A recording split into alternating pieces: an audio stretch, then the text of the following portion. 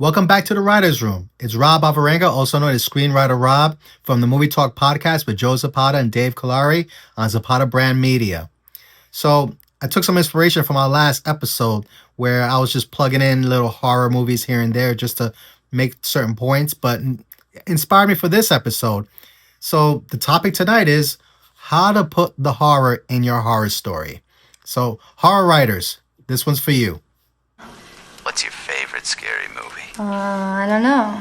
So this is the question I want to start off with for everybody. When was the last time you saw a horror movie that really, really stuck with you? And I'm not talking about the ones that have a bunch of jump scares or gore or whatever have you, just one that you just remember to this day thinking, wow, that was a pretty sick horror movie as far as entertainment goes, and as far as like just taking something away from it, as like you'll remember that movie for a long time. Because if you could think of such a movie, then that means that that movie has a fantastic horror hook to it. Not all horror stories are made the same. When you write horror, you really have to pick a lane, so to speak. When you're writing screenplays, especially feature-length screenplays, it's all about keeping your focus on the story you want to write. And horror there's no difference. What I've noticed in horror movies, they kind of lose their way. If you don't pick your lane of what kind of horror movie you want to make, it's easy to kind of like lose where the story goes or what it wants to be. For example, start off as like a serial killer type of movie with tense action and mystery, and then all of a sudden when the reveals happen, all of a sudden it's just all over the place, and next thing you know, you're just getting jump scares thrown at you just for the sake of jump scares, and that's not horror in my opinion. Horror movies are contained movies for the most part, and they keep their focus. They never let go of what kind of story they want to tell you. So this really goes for any type of screenplay, but horror movies, I would argue you have to really be focused in on what you want to do in order to make a very effective horror movie. How I ground myself when I'm writing my horror, I use 3 categories to kind of really focus in on what kind of story I want to write in the genre. The first category I call gore for gore's sake. These are movies that are all about shock value and not quite fear. Fear in a sense like you wouldn't want to be in those situations. But again, we're talking about really graphic type of images that's kind of like the crux of the entire story. We're talking about movies like 2004's Saw, 2005's Hostel, and 2016's Terrifier. The second category I call truly scary or psychological. These are movies that kind of disturb you really emotionally because it combines not just disturbing images, but it creates an atmosphere and an experience where it kind of like really sinks in that you're kind of part of the story as you're experiencing it with the main characters going through the horror itself. Movie examples in this category, I give you 2018's Hereditary, 1973's The Exorcist, and one of my favorite horror movies of all time, 1997's Event Horizon. And the third category is cautionary tales. These are movies that have a message underneath the fear in the movie. Great examples of such movies are like 2017's Get Out, 2015's The Witch, and a super underrated movie, 1992, Candyman. So the question I want you to start asking yourself is, which one of these types of categories am I writing in my horror story? Everybody's taste in horror varies. But the question that you need to really make sure you answer is, which horror hits you the most? Because that should be the type of horror that you write about. So now that we have those categories defined, I want you to start thinking about 3 additional elements that you should all be considering when you put together your horror story. In horror movies, it may sound like a big duh, but all great horror movies have some kind of monster in it, whether it be human or otherwise. But the detail I think a lot of horror movies miss nowadays is that there's people, real people in this movie that you should be caring about in order for the monster to actually have the effect you want on your audience. In other words, if we don't care about the other people in the movie, we're not going to care about the monster. So I know I'm going to get a little pushback on that, and I'm going to give a little leeway to your argument. So we have iconic monsters out there. So we have Freddy Krueger, Jason Voorhees, recently Art the Clown. These are monsters that have become caricatures of their franchises. So in other words, you're going at some point you're going to go see their movies because you want to see that character do their nasty thing. So, but unfortunately, those are very rare instances of villains or monsters that are worth the price of admission or that get audiences going to see their movies over and over again. When we look at other movies that are trying to do the same thing, if they don't have a villain that turns iconic, chances are it's just going to be derivative or just going to feel flat as far as a horror movie. So what most movies, I argue, that are in this genre should be focusing on should focus on the other people, like the quote unquote the victims or the hero, whoever it is that's opposite the monster. You have to have some kind of sense of caring for them, that if they're in danger, you are truly fearing for their lives. And to get to that point, you have to invest in those characters in order for your audience to care whether they live or die. It's the crux of any horror movie, because you have a danger coming at you and you're not in the movie, you're seeing it through somebody else's perspective. And if you see that person as kind of like flimsy, kind of like a one-note character, it's like something that it's like who there are no real people that act this way. Or even just those examples I'm about to allude to, that certain people in movies just do some really dumb stuff in order for them to get caught by the monster. It doesn't work, and a lot of times it just turns into just a comedy.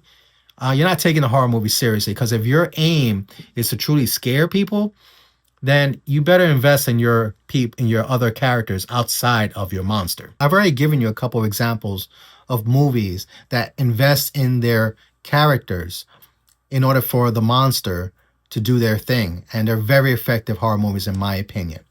The first one I want to delve into is 1992's Candyman. The monster is played by Tony Todd. That is the Candyman, or Daniel Robitaille. He's the creature that comes out to get you once you say his name 5 times in a mirror. In that movie, they invest so much in a character, Helen Lyle, that's played by Virginia Madsen.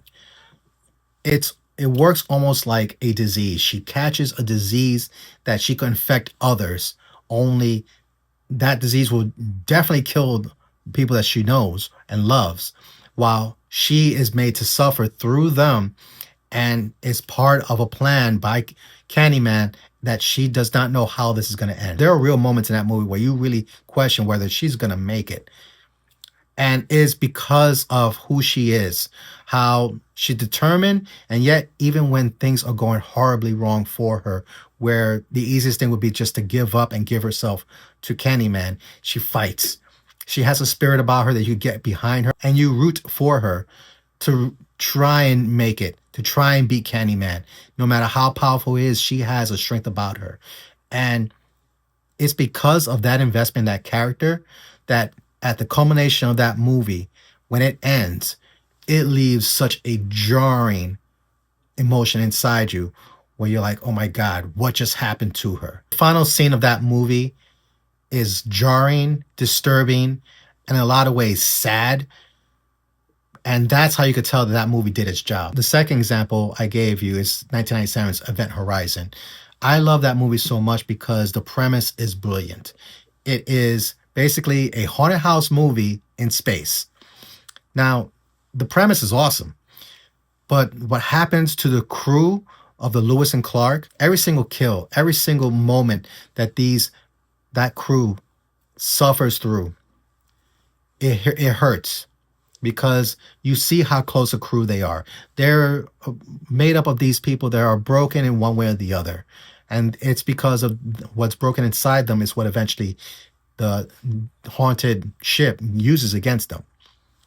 And because they have innate weaknesses that could be easily exposed, that is something that we could connect with. We all have these flaws about us that one of our biggest fears is that someone could tap into that and expose us for that. And when we're exposed through our flaws, there's nothing scarier, in my opinion. So this is a quick test you could use to check to see if you're on the right track with your character development and your horror story. Ask yourself this question.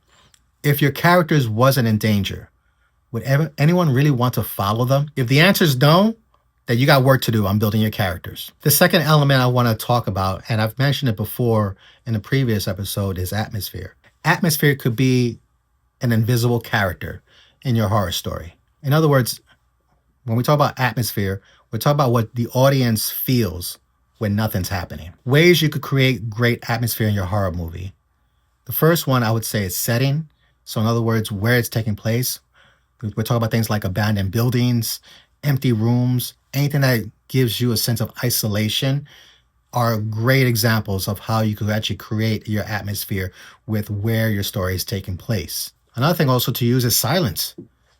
You don't have to always be talking. Silence can create dread because if nothing's happening, but there's a silence about it, there's automatically a tension that's already being built about what's going to happen. Remember, your audience knows they're in a horror movie. So if you actually take a moment to breathe and just let the tension settle in, you're going to set up the audience for a lot of great scares. And don't forget about pacing. Don't be in such a rush to get to the next scary moment. Take your time. This is when I've mentioned before about investing in characters. It's also investing in the pace of your story. So what that means is that you're building up to these scares. In other words, these scares should be earned. It shouldn't be just a jump scare. Those things are not earned. They're a nice tool, but that's for the visual part of this process. We're talking about writing here. And what you can control is having these scares really pay off when you've really pushed through a character to their limits and they don't know where they're going. So obviously your audience is not going to know either. And that right there is this, you're just setting everything up for big scares when they do happen. So in other words, take your time. Slow burns are great pacing models to create awesome scares. The third element I want to introduce is writing from your nightmares. What scares you? Because chances are what scares you is more universal than you think. What fears did you have when you were a child? Were there any horrible moments in your life that you're like, whoa, like that was just jarring to the soul that you'll never forget? Or nightmares that were so vivid that when you woke up, you still have some of that crazy imagery in your mind. I mean, that alone is enough to give you enough story fuel to create something really scary in your story. Personal experience, I've written 2 scripts based on nightmares that I've had where the imagery was just so jarring that in my mind, I'm waking up, I'm like, I gotta write that down. So don't discount what you dream about. Again, don't discount what scares you because it's guaranteed that it's a universally shared fear. And isn't that the point? When you go into a horror movie, you're trying to find a connection there. It's like, what would you do in those types of situations?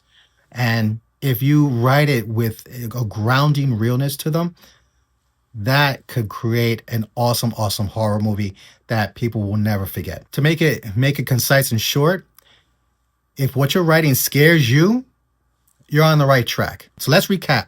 When writing your horror stories, remember, choose what kind of horror that you want to write, build your characters, build atmosphere, and use your nightmares as your story fuel. And now I turn it over to you. I would love to hear what are your favorite horror movies? What are the scariest scenes that you remember? Who are your favorite horror monsters of all time?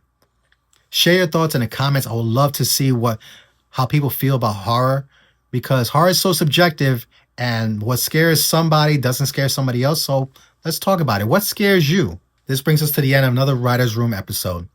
Again, if you like this episode and this series, please leave a like, comment, and subscribe. It helps the show out and also helps writers find this show. And don't forget to watch the Movie Talk podcast with Joe Zapata and Dave Kalari and myself, 9:30 every Wednesday as we break down movies and trailers. Until next time, guys, keep on writing. I'll talk to you soon.